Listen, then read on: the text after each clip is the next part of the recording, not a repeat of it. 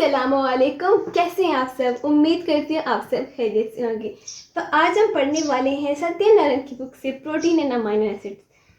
क्या हम पढ़ेंगे? प्रोटीन, ठीक है, प्रोटीन्स एंड अमीनो एसिड्स के बारे में। तो जितना बेसिक है इन दोनों के बारे में हम वो बेसिक पढ़ेंगे, फिर उसके बाद हम अमीनो एसिड डिटेल में पढ़ेंगे, फिर प्रोटीन, ऐसे हम आगे बढ़ते जाएंगे। तो जी अमीनो एसिड क्या है? अमीनो एसिड जो है बहुत से लोग से अमीनो एसिड्स भी कहते हैं, आपकी मर्जी आप जो कहें, अमीनो एसिड कहें, अमीनो एसिड कहें। तो ये क्या है ना, हम कहते हैं एक बिल्डिंग ब्लॉक का काम करती है। ये एक बिल्डिंग ब्लॉक का काम करती है, जैसे कि हम दीवार बना रहे होते हैं। तो एक दीवार जो है बहुत से ब्रिक्स से मिलके, बहुत सारे ब्रिक्स जो है हम लोग ईंटें लेते हैं, हम उन्हें एक साथ करते हैं और हमारे एज अ रिजल्ट हमारे पास क्या बनता है? एक बहुत ही बड़ा हमारे पास वॉल बनता है, ठीक है। एज अ रिजल्ट पे हमारे पास वॉल बनता है। बहुत सारे ब्रिक्स आपस में मिलके क्या बनाते हैं? वॉल। सेम उसी तरह अगर हम अमीनो एसिड को देखें तो ये भी किसका काम करती है? ब्रिक्स का काम करती है। यानी ये क्या है? ये एक बिल्डिंग, ये क्या है? ये एक बिल्डिंग ब्लॉक, ठीक है, बिल्डिंग ब्लॉक का काम करती है ये। देखिए जो अमीनो एसिड है वो क्या है? मोनोमर है, और ये क्या है? पॉलीमर है। यानी बहुत सारे अमीनो एसिड्स मिलके क्या बनाते हैं? प्रोटीन बनाते हैं। तो अमीनो एसिड क्या है? ये एक अमीनो एसिड क्या है? मोनोमर है। क्या है? मोनोमर। और बहुत सारे मोनोमर्स मिलके आपस में क्या बनाते हैं? एक पॉलीमर बनाते हैं। तो यहाँ पे मोनोमर क्या है? अमीनो एसिड है, और पॉलीमर क्या है? ऑफ कोर्स प्रोटीन है। तो इस तरह से क्या बनता है? इस तरह से प्रोटीन बनती है। तो देखें जो प्रोटीन है ना, हम कहते हैं जो प्रोटीन है, जो प्रोटीन है ये क्या है? ये है मोस्ट अबंडेंट। नेचर में सबसे ज़्यादा जो ऑर्गेनिक मॉलिक्यूल है, सबसे ज़्यादा जो है कौन सा ऑर्गेनिक मॉलिक्यूल है मौजूद होता है हमारे नेचर में? वो है प्रोटीन। प्रोटीन क्या है? ये मोस्ट अबंडेंट ऑर्गेनिक मॉलिक्यूल है, ठीक है। हमारे प्लांट्स जितने भी हैं, जितने एनिमल्स हैं, ह्यूमन है, सब में सबसे ज़्यादा क्या पाई जाती है? सबसे ज़्यादा प्रोटीन पाई जाती है। और दूसरी बात, जो हमारा अगर सेलुलर हम देखें, हमारा सेल होता है, ये हमारा सेल है, यहाँ पे देखें, ये हमारा सेल है कि बहुत सारी चीज़ से बनता है। लिपिड से बनता है, कार्बोहाइड्रेट से बनता है, और इसमें कोलेस्ट्रॉल भी होते हैं। प्रोटीन प्रोटीन होता है बहुत ज़्यादा, बहुत ही इंपॉर्टेंट रोल है। और इसके अंदर पानी भी होता है, बहुत ज़्यादा फ्लूइड होता है, ठीक है। हम सबको पता है कि हमारे सेल के अंदर बहुत ज़्यादा फ्लूइड होता है। तो अगर उसका पानी हम निकाल दें, तो इसका क्या रह जाता है? इसका ड्राई वेट रह जाता है। पानी निकालने के बाद एक ड्राई वेट रह जाता है। तो जो प्रोटीन है ना, अगर हम सेल को ड्राई करें, से फ्लूइड जो है वो निकाल दें, तो उसको जो ड्राई वेट है ना, तो हम कहते हैं कि 50% जो उसका सेलुलर का ड्राई वेट है वो क्या है? वो प्रोटीन है। ये हमारे सेल का स्ट्रक्चर बना रही होती है। देखिए प्रोटीन जो है वो हमारे सेल का क्या बनाती है? सेल का स्ट्रक्चर तो बना रही है, लेकिन बहुत सारे फंक्शन जो हैं, जिस सेल में बहुत सारे फंक्शन हो रहे हैं, उसमें भी प्रोटीन का बहुत बड़ा काम है। यानी स्ट्रक्चर और फंक्शन दोनों में प्रोटीन का बहुत ज़्यादा काम है। इसीलिए हम कहते हैं ये मोस्ट अबंडेंट ऑर्गेनिक मॉलिक्यूल है। अगर हम ओरिजिन की बात करें कि जो प्रोटीन है ना, उसका ओरिजिन कहाँ से हुआ, उसकी लफ्ज़ जो है, उसका नाम, वर्ड प्रोटीन कहाँ से ओरिजिन हुआ, तो प्रोटीन जो है वो Greek, of course most of the जो वर्ड है ग्रीक से ही आते हैं। तो ग्रीक के लफ्ज़ है जिसे हम कहते हैं प्रोटियोज। क्या कहते हैं? प्रोटियोज, ठीक है। प्रोटियोज से निकले, जो कि क्या है? जो एक ग्रीक लफ्ज़ है। इसका मतलब क्या है? Holding first place. इसका मीनिंग क्या है? इसका मतलब है होल्डिंग फर्स्ट प्लेस, ठीक है। फिर बाद में जाके 1838 में क्या हुआ? 1838 में इसका नाम प्रोटीन बना।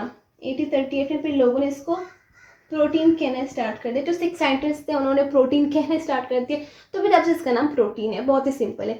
अगर हम उसकी बात करें, देखिए स्ट्रक्चर तो बनाते ही बनाते, पहले हम देखते हैं जो फंक्शन है प्रोटीन के क्या है। फंक्शन ऑफ प्रोटीन की बात करें तो ये जो इसके फंक्शन जो है दो तरह के, एक स्टैटिक जो स्ट्रक्चर देती है और डायनामिक। डायनामिक मीन्स इस स्ट्रक्चर के अलावा, इसकी स्ट्रक्चर देने के अलावा इसके बाकी क्या फंक्शन है, ठीक है। एक तो इसमें स्टैटिक है ना, स्टैटिक जो कि क्या करती है, जो कि स्ट्रक्चर बनाती है, जो कि हमारे सेल का स्ट्रक्चर बनाती है, या फिर कहीं और जो स्ट्रक्चर, जहाँ पे स्ट्रक्चर ये बना रही है तो वो प्रोटीन स्टैटिक में आते हैं। और डायनेमिक में इसके स्ट्रक्चर बनाने के अलावा जितने भी हैं सारे किस में आते हैं, सारे डायनेमिक में आते हैं। तो जी देख लेते हैं कि स्ट्रक्चर इसकी कौन कौन से और डायनेमिक कौन से हैं। अगर इसके स्ट्रक्चरल फंक्शन की बात करें हम, तो ये क्या करता है, हम सब ने पढ़ा होगा लिपिड बाइलेयर। तो वहाँ पे ये क्या करती है, वहाँ पे भी बहुत जो हमारे चैनल्स होते हैं प्रोटीन से बने हुए, तो काफ़ी स्ट्रक्चर को बनाने में काफ़ी काम करती है। तो ये हम कहते हैं एक ब्रिक्स का काम करती है, जो कि रिस्पॉन्सिबल है हमारे जो स्ट्रक्चर उसको स्ट्रेंथ देने के। लिपिड बाइलेयर तो बनती है ना, देखिए लिपिड बाइलेयर होती है, लिपिड बाइलेयर होती है, लेकिन बीच में जो प्रोटीन जो आ जाता है ना, इसको और मजबूती से स्ट्रेंथ दे देती है, स्ट्रक्चर करती है और चैनल का काम करती है, चीज़ें अंदर आना बाहर जाना। तो बहुत एक इम्पॉर्टेंट रोल है। और अगर सेल के अलावा हम अपनी बॉडी में देखें कि हमारी बॉडी में कहाँ जो है स्ट्रक्चर का काम कर रही है, तो जो हमारी बॉडी है ना, वहाँ पे एक तो है कोलेजन, आपने कोलेजन प्रोटीन का नाम बहुत सुना होगा, और दूसरा कौन सा है, इलास्टिक, ठीक है, इलास्टिक। अगर हम देखें तो हमारी हड्डियां जो हैं, हमारी हड्डियों को इलास्टिक प्रोटीन इलास्टिसिटी देती है, उनको लचकदार बनाती है। जो हमारी हड्डियां हैं ना, उनको इलास्टिसिटी प्रोवाइड करती है, क्या चीज़, प्रोटीन। उसके अलावा कोलेजन जो है एक फ्रेम वर्क देती है, हमारे जितने भी हड्डियां हैं ना, देखिए हड्डियां जो हमारे जितने भी बोन्स है, उसका एक अच्छा सा शेप, अच्छा सा फ्रेमवर्क। जैसे कि देखिए कंक्रीट आपने सुना होगा, कोई भी घर वगैरह हम बना रहे होते हैं, जो कंक्रीट होते हैं, सीमेंट वगैरह जो होते हैं, देखिए उनमें जो है एक अच्छा सा शेप देने के लिए हम उसमें क्या यूज़ करते हैं, स्टील यूज़ करते हैं। तो स्टील यूज़ करने के बाद हम उसमें कंक्रीट स्टील यूज़ करते स्टील यूज़ किया, उसके अंदर फिर हमने कंक्रीट डाला, ठीक है, कंक्रीट डाला, यहाँ पे स्टील फ्रेम का काम किया, फिर इसके अंदर कंक्रीट हमने फिल किया, ठीक है, फिल किया। तो क्या किया, स्टील वहाँ पे रखने की वजह से जो कंक्रीट है उसका से शेप अच्छे से निकल आया। तो सेम इसी तरह जो है, ये जो है कोलेजन जो है ये यही काम करती है, कि किस चीज़ का काम करती है, हमारी हड्डियों में फ्रेमवर्क का काम करती है, उनका इस तरह शेप दे रही होती है। और इलास्टिक जो है, ये जो है जो इलास्टिन प्रोटीन है, ये इलास्टिक का काम करती है, फ्लेक्सिबिलिटी प्रोवाइड करती है हमारे हड्डियों को। उसके अलावा शायद अल्फा कैरोटीन आपने सुना होगा, अल्फा कैरोटीन।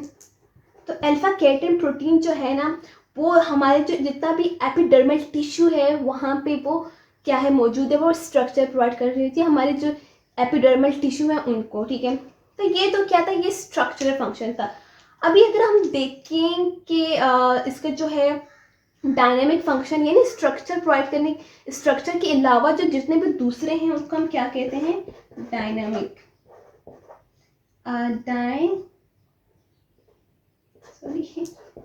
डायनेमिक, ठीक है।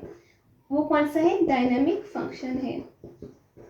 तो डायनेमिक फंक्शन में कौन कौन सा आता है, डायनेमिक फंक्शन में प्रोटीन जो है वो, हम जो प्रोटीन हमारी बॉडी में है वो एंजाइम का भी काम कर रहे हैं, ठीक है, एंजाइम्स का भी काम कर रहे हैं। अब देखिए एंजाइम क्या करते हैं, जो भी हम खाना वगैरह खाते हैं उनको डाइजेशन में एंजाइम ही तो काम आते हैं, एंजाइम उनको डाइजेस्ट करता है, तो बहुत इंपॉर्टेंट रोल है। तो जितने भी एंजाइम्स हैं वो किस चीज़ से बने, प्रोटीन से बने।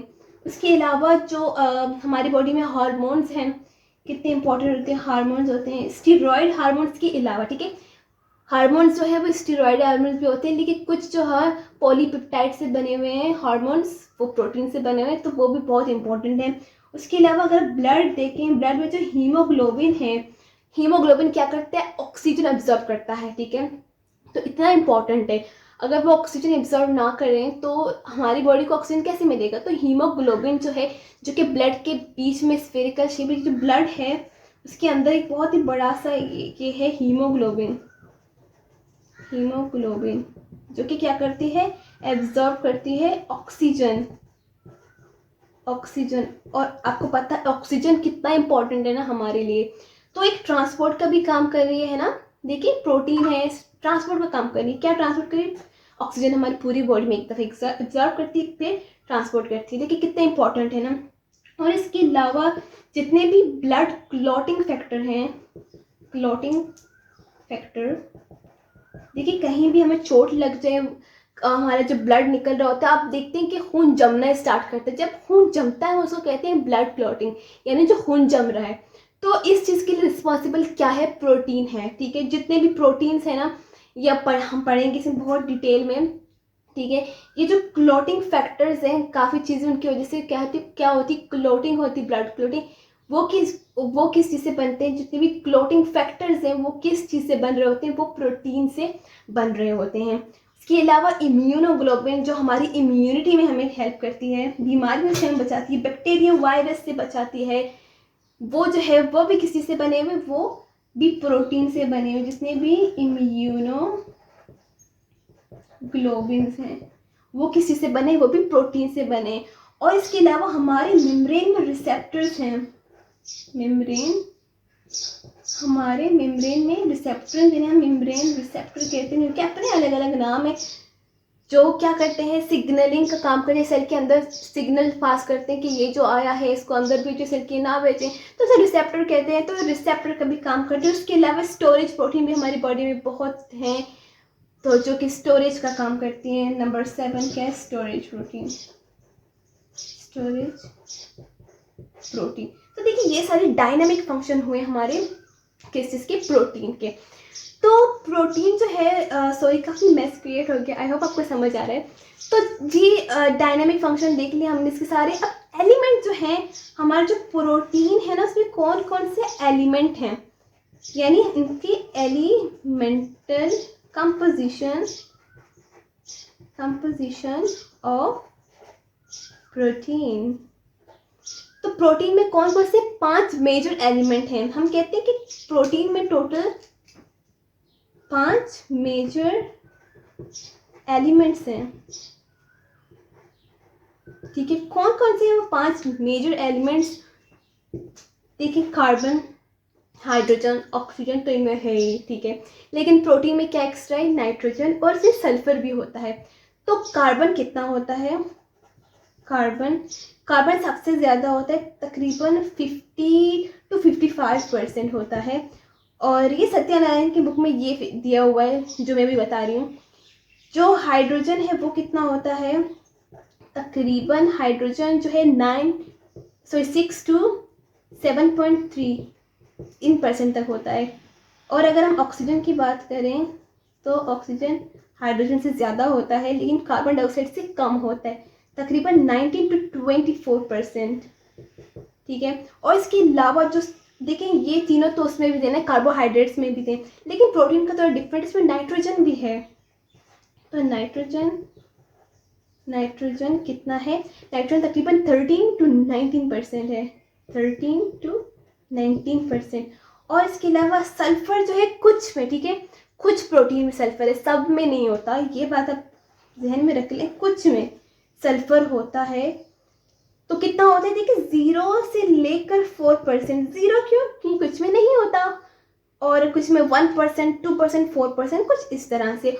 इसके अलावा कुछ एक्स्ट्रा एलिमेंट होती है, वो भी होती है। वो क्या होती है? फॉस्फोरस होता है, कुछ में होता है। ठीक है, आयरन होता है, कॉपर होता है, आयोडीन और मैग्नीशियम और जिंक होता है, एक्सेट्रा। ठीक है, कुछ ऐसी चीज़ें जो एक्स्ट्रा ये कहाँ पे होती हैं?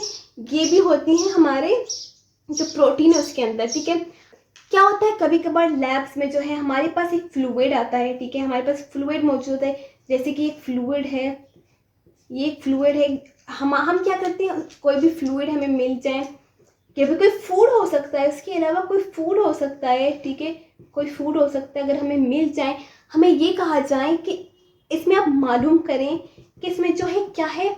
प्रोटीन, अमाउंट ऑफ प्रोटीन, क्या मालूम करना है इसमें, अमाउंट ऑफ प्रोटीन। तो एक मेथड होता है जिसे हम केडल्स मेथड कहते हैं, जिसे हम केडल, ठीक है, जिसे हम केडल्स मेथड कहते हैं। तो इस मेथड के ज़रिए क्या होता है, इस मेथड के ज़रिए हम मालूम कर सकते हैं वो कोई भी सोल्यूशन है, कोई फ्लूइड हो गया या फिर कोई फूड हो गया, उसके अंदर जो है प्रोटीन कितना है। तो इस जो है इस पूरी प्रोसेस में हमें ये भी पता चल जाता है कि जो हमारे पास जो निकलता है, जो हमारे पास मिलता है, जो हमें अमाइनो एसिड्स मिलते हैं, ठीक है, क्योंकि हम क्या करते हैं, हम हाइड्रोलिसिस करते हैं, ठीक है, हम हाइड्रोलिसिस करते हैं, उसको तोड़ते हैं, तो जो है हमारे पास क्या आता है, हमारे पास अमाइनो एसिड्स आते हैं, ठीक है। जो प्रोटीन है, प्रोटीन जो है हमें प्रोटीन्स कहते हैं are polymers of L alpha amino acids. कैसे, जो प्रोटीन्स जो हैं, हम प्रोटीन्स का क्या करते हैं, हम इसमें HCl ऐड करते हैं, HCl ऐड करने के बाद HCl ऐड करते हैं तो उसका क्या हो जाता है, हाइड्रोलेसिस। हाइड्रोलेसिस मतलब किसी चीज़ को तोड़ना, देखिए लाइसिस का मतलब क्या है, ब्रेक डाउन, ठीक है। तो हाइड्रो मीन्स कोई चीज़ आप तोड़ें पानी की मदद से, तो उसे हम कहते हैं। तो ये करने के बाद हमें जो एंड प्रोडक्ट है वो क्या मिलता है, एल अल्फा अमाइनो एसिड्स, जो लैब्स में हमें मिलता है। तो हम क्या कहते हैं कि protein are polymers of L alpha amino acids, ठीक है। तो जो इसके अलावा जो वो मेथड था केहेडल्स, ठीक है, केहेडल्स मेथड, वो क्या है, उसमें क्या होता है, उसमें पहला जो है हम कहते हैं, पहले उसमें डाइजेशन, ठीक है, डाइजेशन, और फिर डेस्टिलेशन और फिर टिट्रेशन। सो इस तरह हमें मिलता है क्या, कि पता चल जाता है कितना जो है अमाइनो एसिड है उसमें, जो फूड है, जो लिक्विड है। ये बुक में नहीं था, ये मैंने अपने से बताया है, लेकिन ये बुक में नहीं है, पता नहीं इम्पोर्टेंट है या नहीं, लेकिन आप देख लीजिए तो आपको समझ आ जाएगा कि ये मेथड है क्या, कैसे होता है, ठीक है। इसके बाद जी कुछ होते हैं जिसे हम कहते हैं स्टैंडर्ड अमाइनो एसिड, जिन्हें हम क्या कहते हैं, स्टैंडर्ड अमाइनो एसिड्स। तो ये स्टैंडर्ड अमाइनो एसिड्स ये होती क्या हैं, देखिए ये जो है टोटल 20 हैं, ठीक है। जो हमारे बुक से वहाँ पे 20 दिया गया है, लेकिन जो हमारे टीचर्स हैं वो क्या कहते हैं, अभी 2 और अमाइनो एसिड डिस्कवर हुए जिन्हें स्टैंडर्ड कहते हैं। टोटल 22 है, लेकिन बुक्स में कितना दिया है, 20 अमाइनो एसिड्स, ठीक है। ये स्टैंडर्ड्स हैं, स्टैंडर्ड अमाइनो एसिड। वैसे नेचर में टोटल कितने हैं, नेचर में 300 अमाइनो एसिड्स हैं। ये जो 20 अमाइनो एसिड्स हैं इन्हें स्टैंडर्ड अमाइनो एसिड क्यों कहते हैं, एक तो ऑफ कोर्स ये हमारी बॉडी के लिए बहुत इंपॉर्टेंट है, हमारी बॉडी में पाई भी जाती हैं, ठीक है। इनमें से कुछ जो हैं एसेंशियल हैं, कुछ नॉन एसेंशियल है। एसेंशियल दोनों फ़ायदेमंद होती हैं, दोनों इक्वली फ़ायदेमंद होती हैं। आगे जाके हम बहुत डिटेल में जब अमाइनो एसिड पढ़ रहे होंगे, इस वीडियो की बात वो आएगा, उसमें आपको पता चल जाएगा। लेकिन एक बात आप याद रखें, इन्हें स्टैंडर्ड क्यों कहते हैं, क्योंकि ये DNA कोडिंग से बनती हैं, ठीक है। ये जो 20 अमाइनो एसिड हैं ये DNA कोडिंग से बनती हैं। तो जी क्या होता है, DNA कोडिंग के बाद जो अमाइनो एसिड हैं, मज़ीद जो है ये अमाइनो एसिड्स, अगर मज़ीद इनकी मॉडिफिकेशन की जाए, इनकी क्या की जाए, मॉडिफिकेशन की जाए, तो इससे क्या बनती, इससे इनके डेरिवेटिव्स बनते हैं, देखिए आपने शायद देखा होगा 20 अमाइनो एसिड हैं स्टैंडर्ड, लेकिन आप बहुत से अमाइनो एसिड के बारे में पढ़ेंगे तो 20 स्टैंडर्ड है, उसके बाद जितने आप पढ़ेंगे वो इनके डेरिवेटिव्स होते हैं, ठीक है। इनके डेरिवेटिव्स इनको मिला के फिर ज़्यादा बन जाते हैं, तो मॉडिफिकेशन के बाद इनके डेरिवेटिव्स बनते हैं। तो ये सारा जो था ये हम कहते हैं ये इंट्रोडक्शन था। जो चैप्टर है सत्यनारायण की बुक में जो अमाइनो एसिड के और प्रोटीन के बारे में है, तो ये पूरा उसका क्या था, एक इंट्रोडक्शन था। तो जो मज़ीद जो हम इसके बाद अमाइनो एसिड्स के बारे में पढ़ेंगे डिटेल में, प्रोटीन के बारे में, स्ट्रक्चर के बारे में, प्रोटीन स्ट्रक्चर के बारे में अपने नेक्स्ट वीडियो में पढ़ेंगे। उम्मीद करती हूँ आज का ये पूरा लेक्चर आपको बहुत अच्छे से समझ आ गया होगा। लेकिन फिर भी अगर आपको कोई कन्फ्यूजन है, कोई सवाल पूछना है, तो आप मुझे इंस्टाग्राम पे पूछ सकते हैं। मिलते हैं हमारे नेक्स्ट वीडियो में, तब तक के लिए अल्लाह हाफिज़, फ़ी अमान अल्लाह।